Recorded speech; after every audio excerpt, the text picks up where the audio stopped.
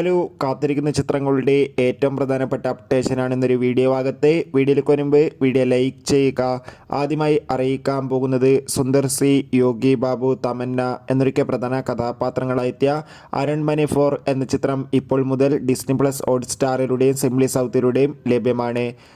അർജുൻ ദാസ് നായകനെത്തിയ തമിഴ് ചിത്രമായിരുന്ന രാസാവതി ചിത്രം ഇപ്പോൾ മുതൽ ആഹാ തമിഴിലൂടെയും ടെൻ്റ് കോട്ടയിലൂടെയും OTT റിലീസ് ചെയ്തിരിക്കുകയാണ്. ഇനി നോക്കാൻ പോകുന്നത് മമ്മൂട്ടി, ബിന്ദു പണിക്കർ, രാജീബ് ഷെട്ടി, അഞ്ജന ജയപ്രകാശ് എന്നൊക്കെ പ്രധാന കഥാപാത്രങ്ങളായെത്തിയ വമ്പൻ ചിത്രമായിരുന്നു ടെർബോ.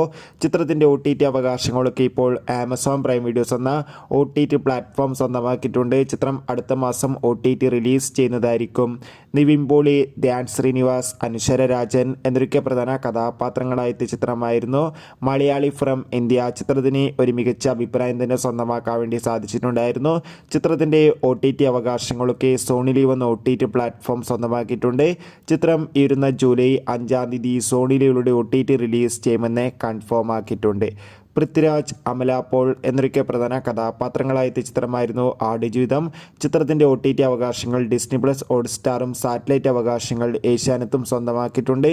ചിത്രം ഉടൻ തന്നെ OTT റിലീസ് ചെയ്യും. ടൊവിനോ തോമസ്, ഭാവന, സൗബിൻ എന്നൊക്കെ പ്രധാന കഥാപാത്രങ്ങളായെത്തിയ ചിത്രമായിരുന്നു നടികർ. ചിത്രം ഇരുന്ന ജൂൺ 27-ാം തീയതി നെറ്റ്ഫ്ലിക്സ് എന്ന OTT പ്ലാറ്റ്ഫോമിലൂടെ OTT റിലീസ് ചെയ്യുമെന്ന് കൺഫേം ആക്കിയിട്ടുണ്ട്.